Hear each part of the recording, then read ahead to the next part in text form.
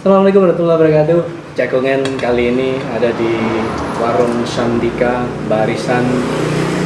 Ada lain di sini. Kamera ini lihat. Kanan ya.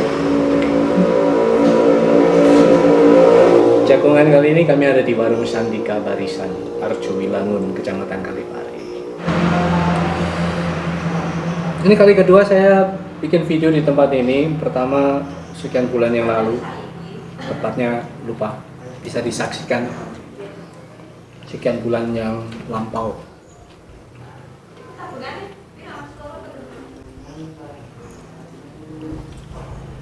Tantangan habis nggak nih ya nanti ya? Habis, tapi syaratnya harus pelan-pelan. Tidak boleh terburu-buru agar sempat menata sesuap demi sesuap di dalam perut gitu ya. Ditoto titik-titik.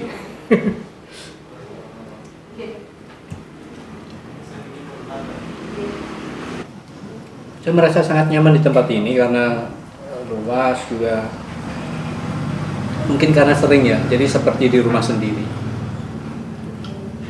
Itu yang mungkin bikin saya jadi lebih nyaman dibanding tempat lain yang masih baru. Mungkin saya masih harus adaptasi.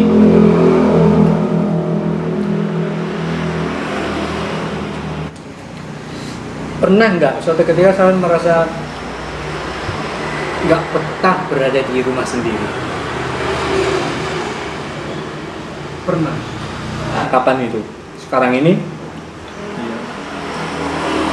Kondisi yang dimaksud itu seperti apa? Kehidupan yang masih tidak menentu. Iya. Soal kelonan lantung. Ukurannya apa sih sebenarnya? Ukuran itu disebut bahwa hidup sampean sudah menentu itu apa sih? Kita masih belum punya pekerjaan yang pasti gitu loh. Maksudnya itu yang orang lain memandang nanti lengkono, napo gini kan gitu kan ya.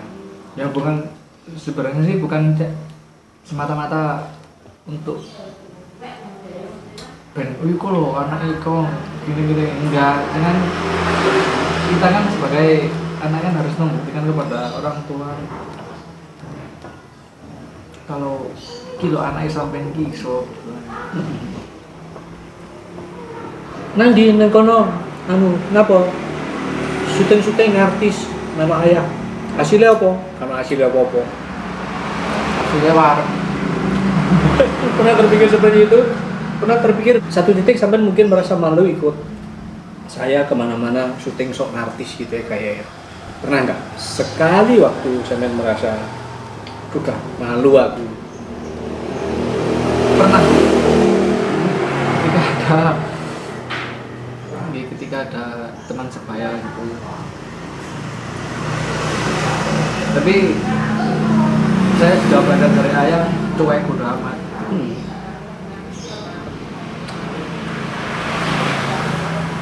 Dasar dari malu tadi sebenarnya apa nih?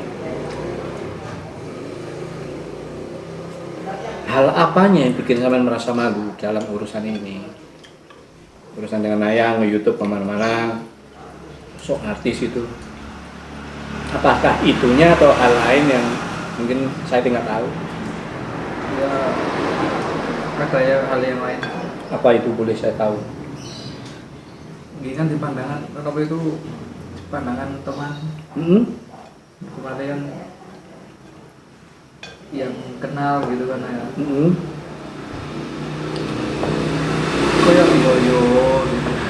Koyok yo nenteng HP, nenteng alat, nyuting gitu ya. Padahal kan belum tentu orang berpikir seperti itu toh. Itu kan cuma pikiran yang datang dari diri kami sendiri. Coba tanya, suruh mereka bicara jujur, adakah yang seperti itu? Saya kok lebih berpikir mereka tuh gak ngurus gitu. Urus-urusannya dewe lah, syuting HP ini dewe, mau mangan seperti nyudu dewe kan. Saya malah berpikir mereka seperti itu, makanya saya cuek. Atau memang pada dasarnya saya memang berangkat itu membekali diri dengan kecuekan dulu. Dan ini tidak langsung bisa. Awal-awal dulu saya mau syuting kemana gitu ya, ke warung mana, masih tolak-toleh. Ada orang kayak gitu. Tapi saya kembalikan lagi pada diri saya sendiri. Aku ini sebenarnya kenapa sih? Tujuanku apa sih? Sing tak boleh itu apa sih? Ketika saya sudah sampai ke titik itu, ya sudah. Satu, tujuan saya positif. Itu saya latihan untuk berkomunikasi di depan kamera lah. Dan ternyata ketika diupload, orang mau nonton, dan syukur-syukur kalau ada sesuatu yang positif yang bisa diambil oleh mereka. Kalau enggak ya sudah, nggak bisa jadi hiburan. Atau kalau nggak suka sama sekali ya sudah, nggak usah ditonton, skip saja. Kan gitu. Memang saya sudah bilang sejak awal, kita harus cuek, rai gedek, muka tembok, ya, muka badak gitu ya. Kalau nggak seperti itu, kita akan selalu merasa canggung di depan publik. Gak ngurus gitu ya. Tapi saya sekali lagi meyakini bahwa tidak akan ada orang yang nyinyir seperti itu. Itu berangkat dari perasaan kita sendiri karena mungkin sampai nggak percaya diri untuk melaksanakan itu. Ada nggak bukti mereka tuh menyatakan lewat guyonan misalkan, oh kayak ngerti sih, padahal guyonan, ada nggak? Ada ya. Ada. Setiap kali ketemu itu, ki kameramen apa nabi biasanya ki tukang kamera gitu, kamera. Terus jelas di kamera mau nggak jabatan nih gitu, di artis yang gitu. Menurut sampean apa jeleknya pernyataan itu buat sampean? Nggak ada. Iya. Ada jeleknya kan? Mereka bercanda. Kalaupun mungkin serius nyindir juga apa urusannya kan gitu ya. Umpama, tapi saya yakin banget bahwa mereka tidak pernah serius menyatakan itu. Guyonan lah ketemu gitu ya. Nggak aja sebagai motivasi gitu ya. Kalau kita menurutkan ucapan orang, misalkan ada yang berpikir negatif, berpikir buruk, so notis kaya ini, leopo, kan apa-apa nih.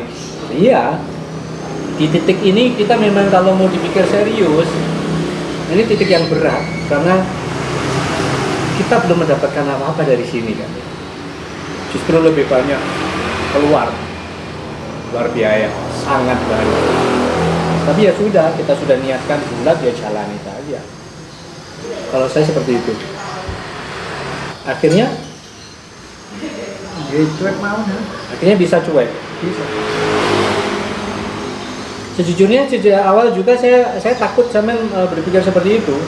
Karena ya namanya juga ketemu orang gitu loh ya. Sedangkan hal yang kita lakukan itu bukan sesuatu yang lazim dilakukan oleh banyak orang.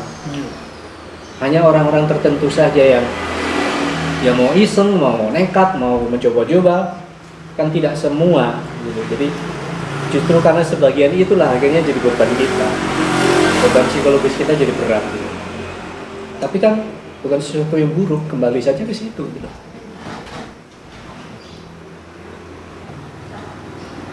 Sekarang udah lebih lega ya, cuek ya. Gue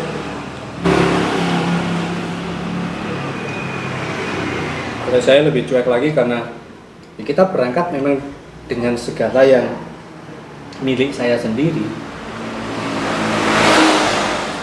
Makan begini bayar juga dengan uang sendiri. Tidak sampai harus ngutang untuk konten. Ya. Sekali lagi saya tidak sampai harus ngutang untuk sok-sokan konten seperti ini, enggak. Dan saya melakukan penyesuaian ketika mungkin kantongnya lagi tipis, berarti saya harus kemana. Ketika mungkin ada rezeki lebih, saya harus kemana, itu sudah saya tata sedemikian rupa, jadi nggak ngawur, nggak mentang-mentang demi konten terus akhirnya saya membangun buta itu, nggak banget. Terus paling jadi saya mengira nggak akan bisa menghabiskan nasi yang sebegitu banyak, ternyata sambil gedap terus gak sadar habis ngomong menyuap menyuap lagi sampai habis.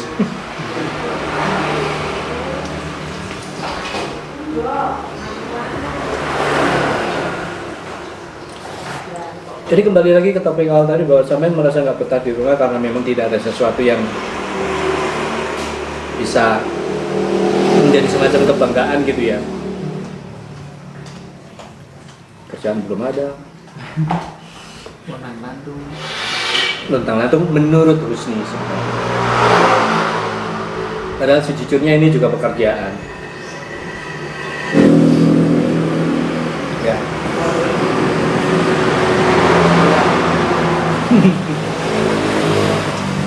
Dulu saya juga sempat malah belasan tahun berada pada posisi sulit seperti itu. Belasan tahun. Bodoh banget kan ya? Kenapa harus nunggu belasan tahun untuk bisa menyadari kebodohan itu? Benar itu. Kebodohan yang membuat saya sendiri bingung. Kok bisa sih saya melakukan itu? Belasan tahun betul. Dulu, brodole, tarik. Belasan tahun nggak ngapa-ngapain.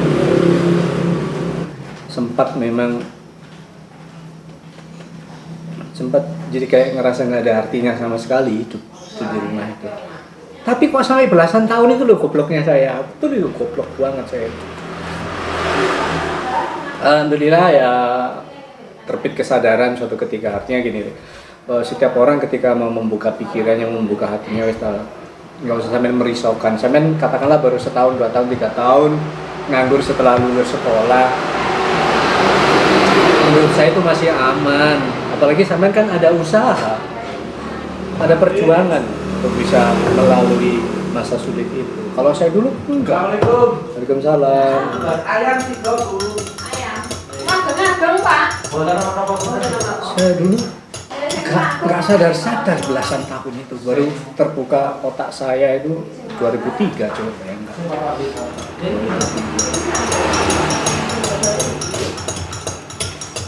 Ya, pelajaran sangat berharga.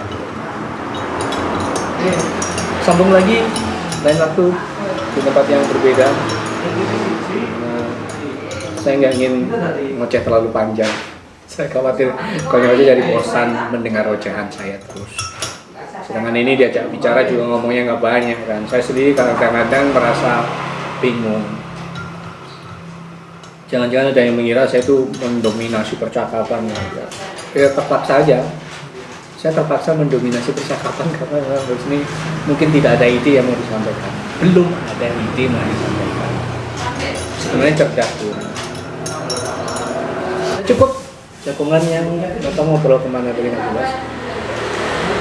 Sempat terpikir topik-topik tertentu tapi saya skip sampai akhirnya ketemu topik. Apa yang membuat kami merasa tidak nyaman berada di rumah? Dan obrolan tentang itu bersambung ke episode berikutnya. Karena kami harus segera pulang.